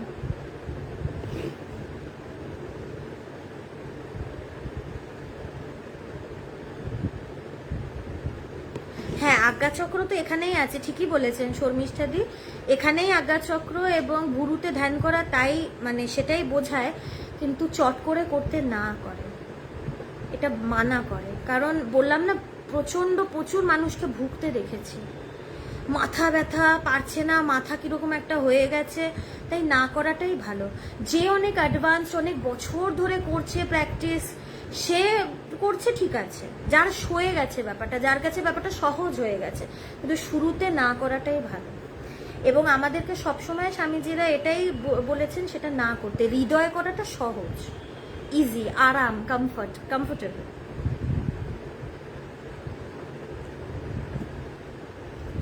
আচ্ছা, এর আগে আচ্ছা হ্যাঁ, সাধনা দি, সারূপ্য বড় নাকি সাজুজ্য, তোমার মতে কোনটা গুণ? আচ্ছা দুটোর মানেটা কি? আমার বাংলা বাবা ভীষণ দুর্বল, একটু সহজভাবে লিখবে গো। আসলে আমি না ছোটবেলা থেকে হিন্দি পড়ে বড় হয়েছি, তো আমি সব শব্দ ঠিক মানে একটু সহজভাবে যদি বলো আমি তাহলে করতে পারি। এটা বলতে কি বোঝাচ্ছ, সারূপ্য বড় না সাজুজ্য বড়? আরেকবার একটু প্লিজ কষ্ট করে লেখো। হ্যাঁ,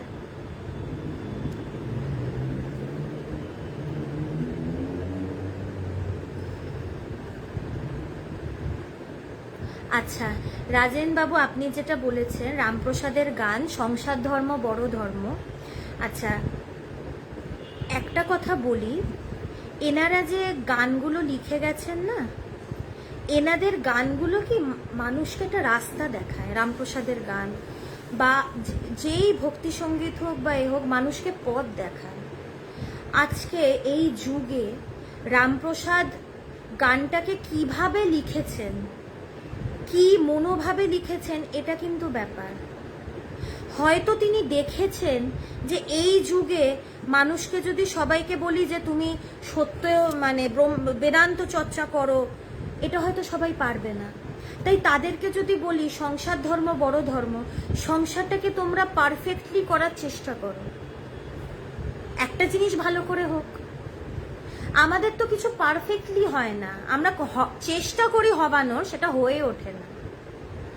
এই যে এর আগে একজন প্রশ্ন করেছিল না যে বেদান্ত কি করে, বেদান্ত একজনের চরিত্রে না পারফেকশন আনে, পারফেকশন আনে। তো পারফেক্টলি করা, গুছিয়ে করা, কোনো জায়গায় খুঁত না থাকা। আমাদের তো সংসারে কিছুই গুছিয়ে হয় না, সব এলোমেলো। তো এই জন্যই হয়তো তিনি অনেক সবার কথা ভেবে লিখেছিলেন, সাধারণ মানুষের কথা, ছাপোছা মানুষ যাদের মানে দিন এনে দিন খায়, যারা খুব কষ্ট করে। এখন যারা এরকম খেটে কাজ করে, সত্যি কথা তাদেরকে যদি আমি বলি সবকিছু ছেড়ে দাও, এটা তো নয় না। এই জন্যই তো আমাদের যে সনাতন ধর্ম, এখানে যারা যারা মানে রামপ্রসাদ তো সাধারণ ছিলেন না, তারা সবার কথা ভেবেছেন, সবার কথা ভেবে তারা কিন্তু সব ধরনের গান লিখে গেছেন। এই গানটা হয়তো তাদের জন্য যাদের দ্বারা হয়তো ঈশ্বর চর্চা হবে না। ঈশ্বর চর্চা তো অত সহজ না, সংস্কারের ব্যাপার, আধারের ব্যাপার, অনেক কিছু ব্যাপার থাকে, সেগুলো মানতে হয়। তাদের জন্য হয়তো এটা বলে গেছে যে তোমরা সংসারটাকে ভালো করে করো, মন দিয়ে করো, গুছিয়ে করার চেষ্টা করো।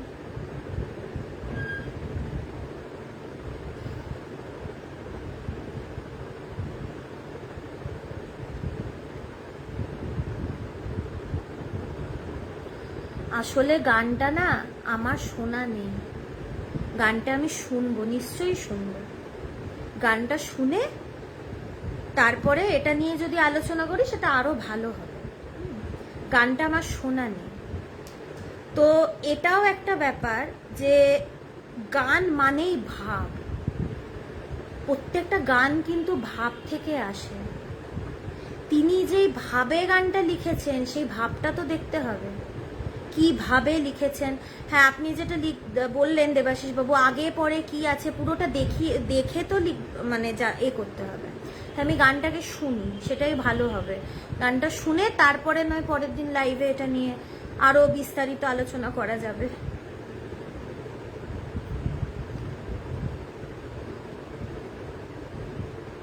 অবশ্যই দেবাশিস বাবু, রামপ্রসাদের ভক্তি সেটা নিয়ে কি কোনো আলাদা করে কথা বলতে হবে? তার মতন ভক্ত তো আর পৃথিবীতে দেখা যায় না।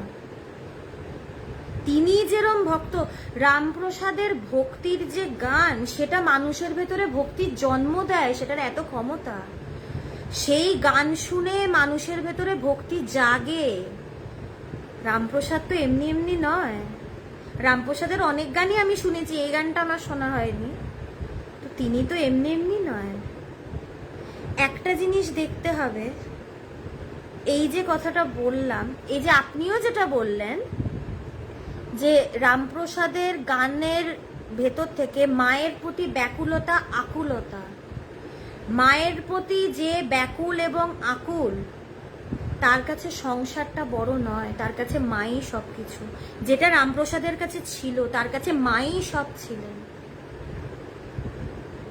এবং কি যার কাছে মা সবকিছু, সে যদি সংসার করে, সে সংসারে সবকিছুর মধ্যে মাকেই দেখে।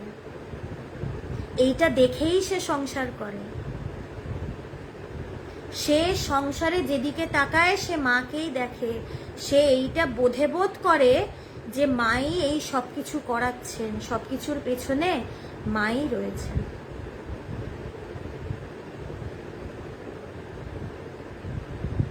এটা আমার মনে হয়। হ্যাঁ দেবাশিস ভাই, আমি বুঝেছি, আপনি আমাকে বলেননি, কিন্তু আমিই বলছি যে আমি গানটা শুনবো। আমার শোনা হয়নি তো। রামপ্রসাদের গান তো আসলে আমি শুনি না কেন বলুন তো, গানগুলো না শোনা বড় কঠিন। আমি পুরো না শুনে শেষ করতে পারি না। মানে এমনই গান না, এগুলো শুনে শেষ করা যায় না। মানে আমার খুব কষ্ট হয় গানগুলো শুনতে। মায়ের গান শোনা অসম্ভব। মা মানেই দু চোখে জল, এটাই মা। আমি মা বলতে এটাই বুঝি। তখন দু চোখে জল এলে আর কানে কিছু আওয়াজ আসে না। এই জন্য আমি না ঠিক মানে শুনতে পারি না। মানে আমি ইচ্ছে করেই শুনি না। মা মানে দু চোখে জল, আর কিছু না। এবং রামপ্রসাদের গান ঠিক সেটাই করে। রামপ্রসাদ যে বলেছেন সংসার ধর্ম, এই আমার যেটা অনুভব, এটা আমি আমার বোধ থেকে বলছি, তিনি তো মায়ের ভক্ত, তিনি মায়ের ভীষণ বড় ভক্ত।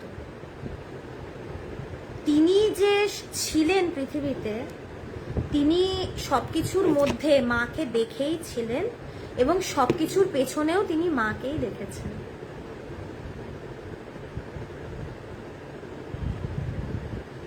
হ্যাঁ, এই যে আপনি লাইনটা বললেন, সংসার ধর্ম বড় ধর্ম মা, তাই পারি না ছেড়ে যেতে মায়ের কাছে।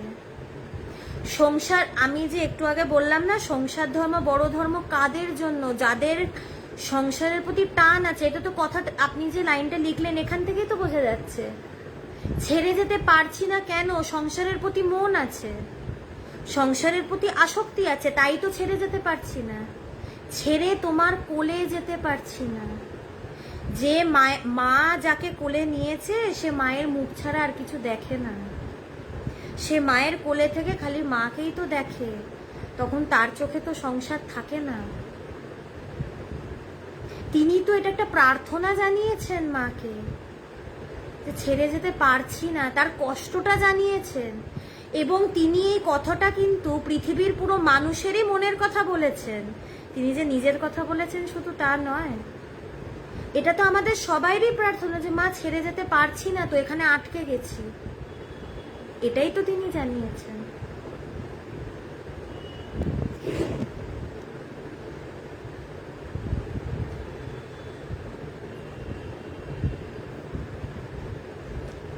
আচ্ছা, একটু দেরি হয়ে যাচ্ছে, আমি তাড়াতাড়ি করার চেষ্টা করছি।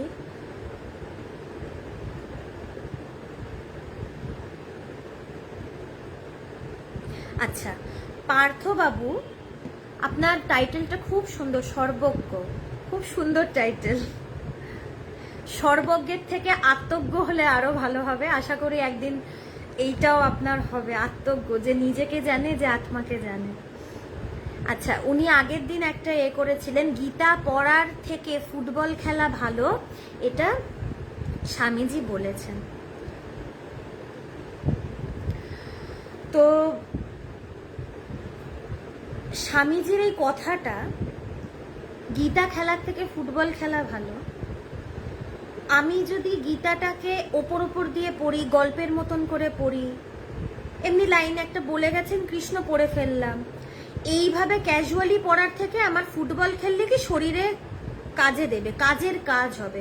স্বামীজির এটার বলার কারণ, মানে এটার পেছনে উদ্দেশ্য হচ্ছে, তুমি সময় নষ্ট করো না, যেটা করবে তুমি ঠিক করে করো। গীতা পড়ার সময় গীতা পড়বে, ফুটবল খেলার সময় ফুটবল খেলবে। ভালো করে করবে। স্বামীজির একটা কথা আছে না, যখন আলো বিক্রি করবি চাষিদের মতন করবি, যখন ধ্যান করবি তখন ডুবে যাবি। যেটা করব পারফেক্টলি করব, এই তো বেদান্ত। একটু আগে বলছিলাম না পারফেকশন, এটাই বেদান্ত। আর আমি গীতা পড়ি কি ফুটবল খেলি, কোনটা আগে করছি সেটা ফ্যাক্টর না। আগে ফুটবল খেলে যদি পরে গীতা পড়ি কোনো ফ্যাক্টর না। যখন পড়বো তখন যেন পড়ার মতন করে পড়ি, যে গীতাতে যা আছে সেটা যেন আমার বোধে বোধ হয়, সেটা যেন আমার বোধে বোধ হয়। আমরা এটাকে অন্যভাবে নিই। স্বামীজি বলেছে ফুটবল খেলবো গীতা পড়বো না, স্বামীজি গীতা পড়তে না করেননি, তিনি এটা বলতে পারেন না। স্বামীজি সব পড়েছিলেন। ওনার মতন পণ্ডিত, যেমনি জ্ঞানী, জ্ঞান তো ছেড়েই দিলাম, ওনার জ্ঞান নিয়ে আলোচনা করার মতন সাধ্য আমার নেই, আমি হাত জোর করে ফেলছি আগে থেকে। উনি যেরকম পণ্ডিত ছিলেন, ওনার মতন পণ্ডিত পৃথিবীতে আর কেউ জন্মায়নি। ওনার সব পড়া ছিল, যেরম ভাগবত জানতেন, সেরম গীতা জানতেন, সব জানতেন। তাই উনি বলতেই পারেন না যে গীতা পড়ার থেকে ফুটবল খেলা ভালো। তুমি মানে ওপর ওপর দিয়ে পড়ে সময় নষ্ট না করে, তোমার তো কিছু লাভ হচ্ছে না সেটাতে, তোমার মনেরও লাভ হচ্ছে না, কিছুরই লাভ হচ্ছে না। তার বদলে তুমি যদি ফুটবল খেলো তোমার শরীরের একটু কাজে দেবে। স্বামীজি কথাটা এই অ্যাঙ্গেলে বলেছেন, পারফেকশন। যেটাই করব, যেটাই আগে করি না কেন, আগে পরেটা ফ্যাক্টর না, যেটাই করব পারফেক্টলি করব। গীতা পড়ব, একদম ভালো করে পড়ব। যখন ধ্যান করব একদম ডুবে যাব। এইটা হচ্ছে ব্যাপার। কথাটাকে ভুলভাল ভাবে ঘুরিয়ে নিলে তো মুশকিল না। তিনি কথাটাকে কিভাবে বলতে চেয়েছেন, একটা কথার তো অনেক অ্যাঙ্গেল। আমাকে বিচার করে দেখতে হবে যে স্বামীজি কি এটাই বলতে চাইলেন না অন্য কোনো কারণও আছে। এখন যারা গীতা পড়তে চায় না, যারা আধ্যাত্মিকতা করতে চায় না, তারা বলে স্বামীজি বলেছেন ফুটবল খেলতে ভালো, তারা স্বামীজির এই কথাটা নিয়েছেন। স্বামীজি যে নির্বিকল্প সমাধি, তাহলে তো সেটাও নিতে লাগে। স্বামীজি যে বলেছেন ব্রহ্মসত্য জগৎ মিথ্যা, তাহলে সেই কথাটাও নাও। একটা কথা নেব, স্বামীজির বাকি কথা নেব না, তা তো নয়। যে বলেছে ব্রহ্মসত্য জগৎ মিথ্যা, সে কোনোদিন বলতে পারে গীতা পড়বে না? এটা কোনো যুক্তি আছে কথাগুলো? আমরা চাই না বলে কথাগুলোকে টুইস্ট করে নিজের মনের মতন করে নিয়ে নিই। যথার্থ কথাগুলো, যথার্থ মানেটা তো বুঝতে হবে। আচ্ছা, আপাতত প্রশ্নের শেষ। আচ্ছা, এখানে আমি আচ্ছা, স্বরূপ সাজুদ যেগুলো একটি মুক্তির স্তর, মাফ করবেন, ভাগবতে আছে। মাফ করার কি আছে? আপনি বলেছেন, এটা তুমি খুব খুশি হয়েছি। সবার কন্ট্রিবিউশনেই তো আলোচনা হয় না। আমি যে বললাম সবার থেকে শেখার আছে। আজকে যদি 4 বছরের বাচ্চা এসে আমাকে কিছু শেখায়, আমি হাত পেতে মাথা পেতে আমি শিখবো। এখানে তো বয়স এইসবের কোনো ব্যাপারই না। ঠাকুর বলছেন যাবৎ বাঁচি তাবৎ শিখি। ঠাকুর বলছেন, যিনি অবতার।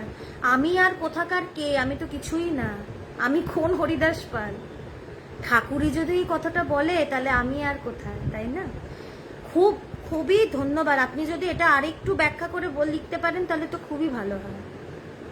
আপনি নিশ্চয়ই ভাগবতটা ভীষণ ভালো করে পড়েছেন। আপনি যদি একটু এটা ডিটেলসে লিখে দেন, এটা যিনি প্রশ্নটা করেছিলেন আবার হারিয়ে গেল। আসলে অনেক কমেন্ট এসছে তো। হ্যাঁ হ্যাঁ, সাধনা দি, মুক্তির তো 5টা পথ আছে, শালক্য, সারূপ্য, স্বস্তি, সামীপ্য, সাযুজ্যের মধ্যে।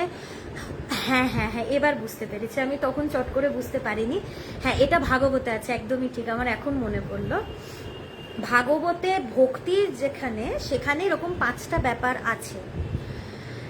এখন আমি একটা কথা বলছি, আবার বলছি, আমি ছোটবেলা থেকে যেহেতু বেদান্ত চর্চা করেছি, আমার কাছে বড় হচ্ছে একাকার হওয়া। সামীপ্য মানে তার কাছাকাছি, এক কিন্তু না।